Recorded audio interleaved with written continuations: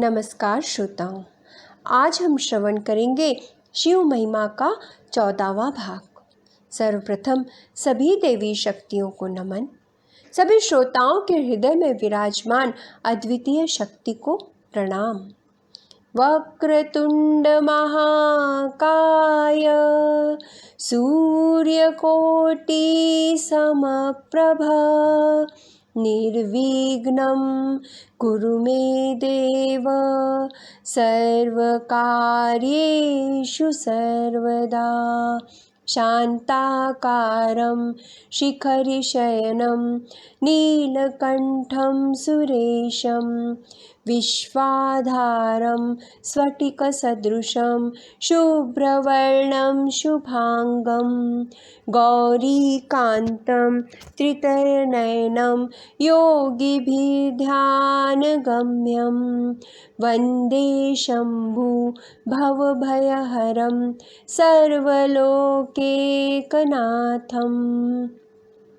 ओम नमः शिवाय, ओम नमः शिवाय, ओम नमः शिवाय। कल की कथा में हमने कुमार खंड में प्रवेश किया। भगवान शिव तथा माता पार्वती का अद्वितीय शुभ विवाह संपन्न हुआ। शुभ विवाह के बाद अनेक वर्षों तक उन्होंने निर्जन स्थान पर विहार किया। बहुत समय व्यतीत किया। तारकासुर का आतंक बढ़ता ही जा रहा था। ब्रह्मदेव के साथ सभी देवगण भगवान नारायण के पास गए और नारायण ने सभी को धैर्य बंधाया। सभी कैलाश पर पहुँचे। उन्हें पता चला कि वहाँ पर शिवगणों को नियुक्त कर महादेव तथा पार्वती माता पार्वती एक मंदिर में निवास कर रहे हैं। सभी उस मंदिर के द्वार पर पहुँचे। भगवान शिव की स्तुति की। महादेव सभी को देखकर अत्यंत हर्षित हुए। प्रभु से सभी ने निवेदन किया। सदाशिव महादेव तथा पार्वती संतानोत्पत्ति के लिए साधना में लीन थे और वो साधना कर रहे थे, इसलिए मंदिर में निवास कर रहे थे। सभी ने निवेदन किया कि हे सदाशिव, आपके पुत्र के द्वारा ही तारकासुर का वध होना निश्चित है और यह अत्यंत शीघ्रता से नहीं हुआ तो तारकासुर के आतंक से सारी सृष्टि व्याप्त हो चुकी है। सदाशिव ने कहा, मेरा वीर्यकर्ण, मेरा रजकर्ण कौन धारण कर सकता है और किसमें इतना सामर्थ्य है, इसके लिए कुछ समय चाहिए। ऐसा कहकर सदाशिव ने रजकर्ण पृथ्वी पर गिरा दिया। देवताओं ने अग्नि को प्रेरणा दी, तुम कपोत कबूतर बनकर ग्रहण करो। अग्नि ने वीर्य भक्षण कर लिया। उसी समय माता पार्वती आ गई। देवताओं की शीघ्रता के कारण माता पार्वती को अत्यंत क्रोध आया। शिवजी को द्वार से अंदर आने को विलंब हो गया था, इसलिए वो वहाँ पर आई। घटना ज्ञात होते ही उन्होंने अग्नि को शाप दे दिया, तुम सर्वभक्षी हो जाओगे। देवताओं को भी अपशब्द कहे तथा रुष्ट होकर अपने स्थान पर चली गई। अग्नि को दाह की बहुत पीड़ा होने लगी। भगवान शिव के शरण में जाकर उन्होंने प्रार्थना की, प्रभु मेरे ताप का हरण कीजिए। आपका तेज बड़ा कठिन है, तीनों लोकों में उसे धारण करने की शक्ति किसी में नहीं है। प्रभु ने कहा, ये तेज किसी भी उत्तम स्त्री के गर्भाशय में स्थिर कर दो। तभी देवर्षि का आगमन हुआ। उन्होंने कहा, अग्निदेव, माघ स्नान के लिए प्रयाग में अत्यंत दिव्य स्त्रियां आती हैं, यह तेज उनके गर्भ में प्रतिस्थापित करो। सप्तर्षि की स्त्रियां स्नान कर शीत से अधिक आर्त होकर अग्नि के समीप आई। उसी समय वीर्यकर्ण उनके शरीर में प्रविष्ट हो गए। उनके पतियों ने उनका त्याग किया। सत्य घटना जानने पर उनके पतियों ने उनका त्याग कर दिया तो उन्होंने हिमालय में जाकर तप किया और गर्भ को त्याग दिया।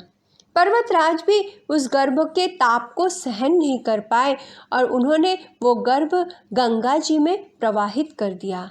गंगा जी भी उस ताप को सहन नहीं कर पाई तो उन्होंने अपनी तरंगों से उसे सरकंडे के वन में त्याग दिया और वहाँ तेजस्वी बालक उत्पन्न हुआ। मार्गशीर्ष शुक्ल षष्ठी को भूलोक में शिवपुत्र का जन्म हुआ। उसके आगमन होते ही भगवान शिव और पार्वती को अत्यंत आनंद की अनुभूति हुई। आकाश में दुंदुभियां बजने लगी, वन में उस बालक पर फूलों की वर्षा हुई। 6 कृतिकाओं ने उनका लालन पालन किया, इसलिए वो कार्तिकेय कहलाए। ओम कार्तिकेयाय विद्महे वल्लीनाथाय धीमहि तन्नो स्कंद प्रचोदयात्। ओम कार्तिकेयाय विद्महे वल्लीनाथाय धीमहि तन्नो स्कंद प्रचोदयात्। माँ पार्वती ने पूछा, प्रभु आप मुझे पूरे पुण्य से ही प्राप्त हुए हैं, पर कृपा करके बताइए आपका अमोघ तेज जो पृथ्वी पर गिरा था वो कहाँ है? शोध किया गया तभी ज्ञात हुआ वो बालक कृतिकाओं के पास सुरक्षित है। क्षेत्रपाल, रुद्र, भैरव आदि ने कृतिकाओं के भवन को घेर लिया। यह बालक अत्यंत तेजस्वी और वीर था। वह सभी का सामना करने के लिए प्रस्तुत हुआ। नंदीश्वर ने कहा, आपको देवताओं का बहुत बड़ा कार्य करना है, आप हमारे साथ अत्यंत शीघ्र चलिए। उन्होंने कहा, ये कृतिकाएं ज्ञान योगिनी प्रकृति की कला है, मैं इनका ही पुत्र हूँ। माता पार्वती धर्म की माता है, किंतु आपको शिवजी ने भेजा है तो मैं अवश्य चलूँगा।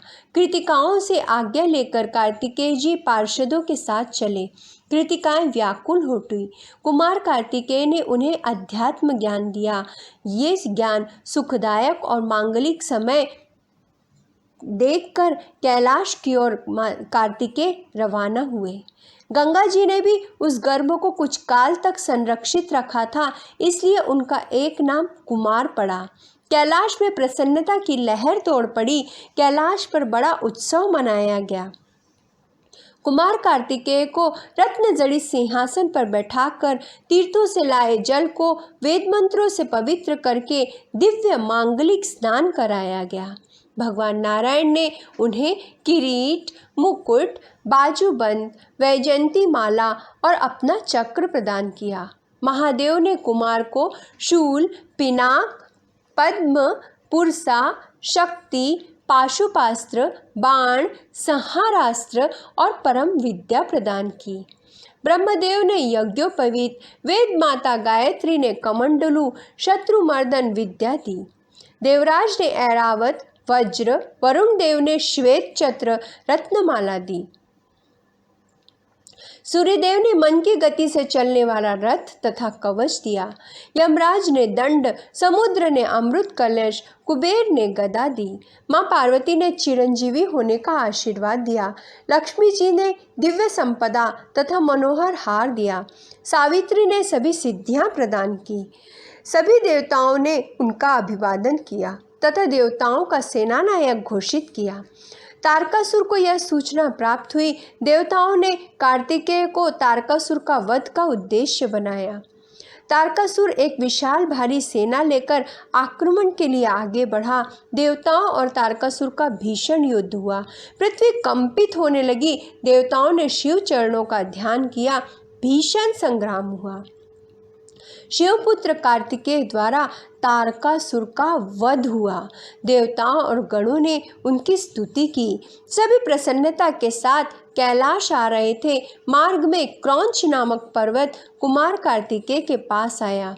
वो बाणासुर नामक दैत्य से बहुत दुखी था। कार्तिकेय ने उन्हें सांत्वना दी। एक दिव्य शक्ति छोड़ी जो बाणासुर और उसके अनुयायियों को भस्म कर वापस आ गई। उस दिव्य शक्ति से 10 दिशाएं प्रकाशित हो गई। क्रौंच पर्वत को अत्यंत आनंद हुआ। कार्तिकेय जी ने वहां 3 लिंगों की स्थापना की जो प्रतिगेश्वर, कपालेश्वर और कुमारेश्वर के नाम से विख्यात हुए। आगे बढ़ते समय शेषपुत्र कुमुद वहां आया। उसने कार्तिकेय के चरण पकड़ लिए। मेरी रक्षा कीजिए। तारकासुर का अनुयायी प्रलंबासुर आपके प्रखर पराक्रम के आगे टिक नहीं सका। वह युद्ध से पलायन कर गया तथा बहुत ही पीड़ा पहुंचा रहा है। कुमार कार्तिकेय ने भगवान शिव का स्मरण किया एक शक्ति छोड़ी जो प्रलंबासुर और उसकी सेना को भस्म कर वेग से वापस आ गई। शेष पुत्र कुमुद आनंद से पाताल लोक गया। कार्तिकेय जी अत्यंत शीघ्रता के साथ आगे बढ़े। कार्तिकेय जी का यह विजय आख्यान सभी मनोरथ पूर्ण करने वाला है। यश, आयुष्य, भुक्ति व मुक्ति देने वाला है। जो इसका श्रद्धा से श्रवण करता है उसे शिवलोक की प्राप्ति होती है। बाणासुर तथा प्रलंबासुर दो महादैत्यों का वध कर सभी कैलाश पहुँचे। महादेव तथा माता पार्वती अत्यंत आनंदित हुए। कार्तिकेय जी ने माता तथा पिता को प्रणाम किया। सभी देवगण शिव, माँ पार्वती तथा शिवपुत्र कार्तिकेय के रमणीय यश का बखान करने लगे और बखान कर स्तुति कर अपने अपने लोक चले गए। कार्तिकेय जी का एक नाम स्कंद भी था। यह दिव्य चरित्र श्रवण कर देवर्षि नारद बहुत ही प्रसन्न हुए। उन्होंने ब्रह्मदेव से कहा, हे तात, मैंने कुमार कार्तिकेय जी का यह अमृतमय चरित्र श्रवण कर लिया। कृपा करके उनके दूसरे पुत्र श्री गणेश जी का चरित्र बताइए। ब्रह्मदेव ने कहा, पुत्र, एक समय की बात है। जया और विजया नामक पार्वती जी की दो सखियों ने परस्पर विचार कर माँ पार्वती से कहा, शैलजा, कैलाश पर नंदी, भृंगी, श्रृंगी आदि असंख्य गण हैं, पर वे सभी सदाशिव की आज्ञा में रहते हैं, उन्हीं के आदेश का पालन करते हैं, उनके ही कार्यों को प्राथमिकता देते हैं, इसलिए उन्हें कोई कार्य बताना योग्य नहीं लगता। उन पर अधिकार होते हुए भी कोई अधिकार नहीं। अतः भगवती, हमारा भी एक गण होना चाहिए। आप उसकी रचना कीजिए जो सिर्फ आप ही की आज्ञा का पालन करे। माँ पार्वती को सखियों की बात प्रिय लगी। उस दृष्टि से वो विचार करने लगी। एक बार जब माँ पार्वती स्नान कर रही थी, द्वार पर नंदी जी प्रहरा दे रहे थे, भगवान शिव का आगमन हुआ। नंदीश्वर ने मना करने पर भी भगवान शिव ने अंदर प्रवेश किया। उन्हें अकस्मात आया देख माता पार्वती लज्जित हो तुरंत उठी। उन्हें अपनी सखी की बात का स्मरण हुआ। उन्हें अपना एक अत्यंत श्रेष्ठ सेवक की आवश्यकता जान पड़ी, जो उनकी आज्ञा से कभी विचलित न हो।